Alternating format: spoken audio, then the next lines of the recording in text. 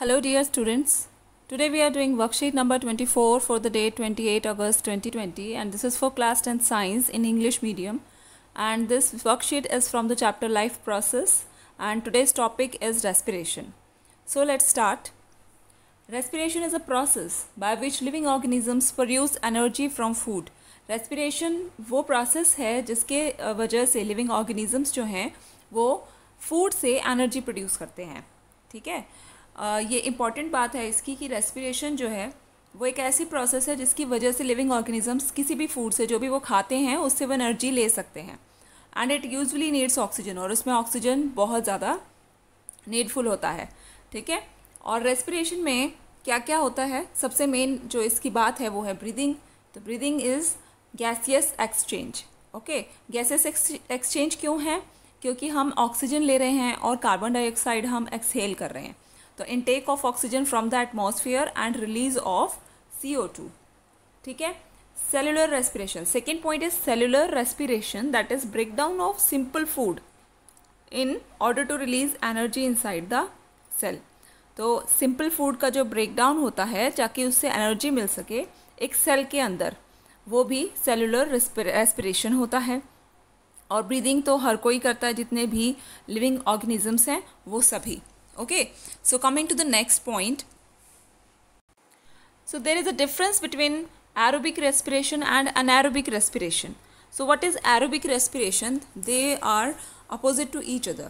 Okay, so aerobic respiration means in the presence of oxygen, but anaerobic respiration always means it is in the absence of oxygen. Okay,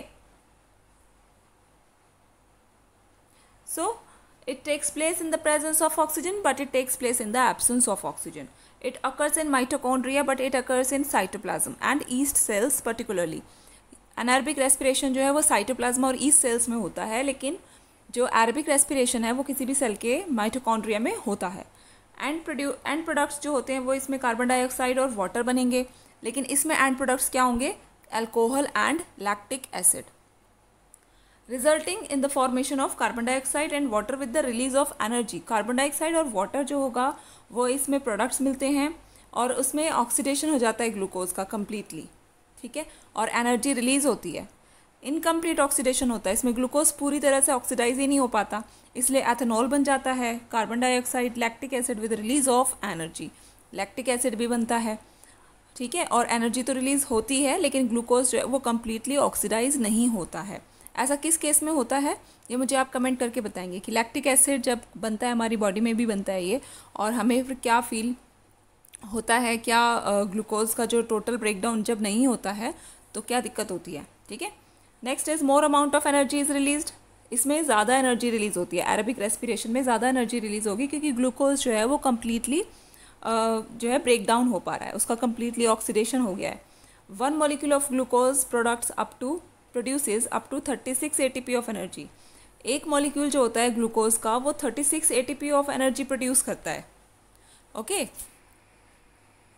और इस वाले case में anaerobic respiration में क्या होगा? Obviously वहाँ पे less amount of energy release होगा क्योंकि वहाँ ऑक्सीडेशन ही नहीं हुआ ग्लूकोज का, वो कम्प्लीटली ब्रेक डाउन ही नहीं हुआ. 1 molecule of glucose will produce 2 ATP of energy. तो यहाँ पे 2 ATP हो रहा है रिलीज और यहाँ हो रहा है 36 ATP. अब ATP क्या है इसको हम डिटेल में करेंगे. So we are discussing about ATP. ATP is adenosine triphosphate. इसकी फुल फॉर्म जो है वो ये है, adenosine triphosphate, form of which energy produced during respiration is stored. That is ADP is P plus energy. ADP gives ATP. Okay, तो बच्चों इसमें होता क्या है कि ADP जो है ना, ADP यानी कि एडिनोसिन डाइफॉस्फेट. एडिनोसिन डाइफॉस्फेट में 2 मॉलिक्यूल होते हैं, 2 एटम होते हैं फॉस्फोरस के, और जब वो फॉस्फोरस के साथ में फिर से रिएक्ट करता है जिसमें कि एनर्जी चाहिए होती है, इसको एनर्जी चाहिए होती है इसमें, उसके बाद वो बना देता है ATP. ठीक है, और ATP में कितने फॉस्फेट हो जाते हैं? फिर ट्राइफॉस्फेट कहलाता है वो, क्योंकि उसके अंदर 3 फॉस्फेट होते हैं. ओके। सो जब हाइड्रोलिसिस होता है तब ये रिलीज कर देता है एनर्जी। ये जो रिएक्शन है वो फिर रिवर्सिबल हो जाता है। जब एनर्जी रिलीज करता है तो क्या बनेगा, वापस एटीपी बन जाता है। और उसमें कितनी एनर्जी रिलीज होती है, उसमें 30.5 किलो जूल पर मोल एनर्जी रिलीज होती है। It is also known as the energy currency of cell. तो ये एनर्जी करेंसी ऑफ सेल भी कहलाता है। ये एटीपी जो है वो एक रिचार्जेबल बैटरी की तरह काम करता है जो कि सारी सेलुलर प्रोसेसेस को एनर्जी पहुंचाता है। ठीक है। और एनर्जी करेंसी इसलिए बोलते हैं क्योंकि इसके अंदर एनर्जी स्टोर्ड है और वो सभी को, सारे सेल्स को एनर्जी देगा, इसीलिए इसको एनर्जी करेंसी बोल रहे हैं। Use to provide energy for other reactions in the cells. तो अभी हमने बोला कि यूज टू प्रोवाइड, ये क्या करता है, सारे रिएक्शंस जो भी सेल में होंगे उन सभी के लिए वो एनर्जी प्रोवाइड करेगा, एटीपी। ओके। अब आते हैं इंपॉर्टेंट पार्ट जो है इसका, इस वर्कशीट का। ये जो रिएक्शंस यहाँ पे दी हुई है, रिएक्शंस का पूरा चार्ट दिया हुआ है। तो इसके अंदर 3 रिएक्शंस हैं और वो तीनों रिएक्शन आपको याद करनी है साथ के साथ। ओके। क्यों याद करनी है, क्योंकि ये बहुत ज़्यादा इंपॉर्टेंट है। ओके। और ये इतना इंपॉर्टेंट है कि आपको ये पेपर में दिखाई दे ही जाएगा।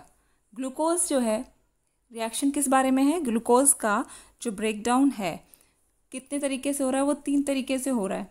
क्यों, क्योंकि एक बार तो है एब्सेंस ऑफ ऑक्सीजन, फिर है लैक ऑफ ऑक्सीजन, फिर है प्रेजेंस ऑफ ऑक्सीजन। ऑक्सीजन पूरे अच्छे से मौजूद है, यहाँ पर ऑक्सीजन बिल्कुल भी नहीं है और यहाँ पर ऑक्सीजन थोड़ी है।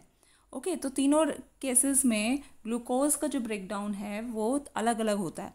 अगर प्रेजेंस ऑफ ऑक्सीजन है तो वो माइटोकॉन्ड्रिया में होगा वो रिएक्शन। ओके। सो एक सेकेंड, माइटोकॉन्ड्रिया में वो रिएक्शन होगा और वहाँ पर बनेगा क्या क्या, कार्बन डाइऑक्साइड, वाटर और एनर्जी। अगर एब्सेंस ऑफ ऑक्सीजन है तब वहाँ पे एथेनॉल बनता है, कार्बन डाइऑक्साइड बनता है और एनर्जी होती है। एनर्जी तो रिलीज होगी क्योंकि ग्लूकोज का ब्रेक डाउन हो रहा है। लैक ऑफ ऑक्सीजन है, अगर ऑक्सीजन कम है तो लैक्टिक एसिड और एनर्जी दोनों बनते हैं। ओके। तो ये रिएक्शन बहुत इंपॉर्टेंट है। अब चलते हैं क्वेश्चंस पर। क्वेश्चंस में आप सिंपली इनको कर सकते हो वर्कशीट से ही। The energy currency of the cell is, तो एनर्जी करेंसी ऑफ सेल क्या कहलाता है, दिस इज कॉल्ड एटीपी। ठीक है। तो इसमें आप आंसर देंगे ATP. The break down of pyruvate to give carbon dioxide, water and energy takes place in. जब ब्रेक डाउन होता है ग्लूकोज का, पायरुवेट का, in carbon dioxide, water and energy, तो ये कहाँ टेक प्लेस करता है, ये वाला रिएक्शन कहाँ होता है ग्लूकोज का, तो अभी हमने देखा वो माइटोकॉन्ड्रिया में होता है। ठीक है। Differentiate between aerobic and anaerobic bacteria, sorry anaerobic respiration. तो इन दोनों के बीच में आप डिफरेंसेस यहाँ से इजीली लिख सकते हैं और इसको आप समझ भी गए हैं बिल्कुल अच्छे तरीके से। चलते हैं, नेक्स्ट क्वेश्चन है आपका, explain the 3 pathways of breakdown of glucose in living organisms. Living organisms में किस तरीके से ग्लूकोज का ब्रेकडाउन होता है, वो 3 तरीके, 3 pathways कौन से हैं, तो ये है, आपको ये बहुत अच्छे से इसको लिखना है अपने नोटबुक में और याद करना है। नेक्स्ट जो लास्ट क्वेश्चन है, right the full form of ATP. तो एटीपी की फुल फॉर्म आप लिखोगे एडेनोसिन ट्राइफॉस्फेट। ओके। तो ये वर्कशीट थी आपकी। आई होप आपको क्लियर हुए होंगे और कॉन्सेप्ट्स आपके। तो मिलते हैं आपसे नेक्स्ट वर्कशीट में।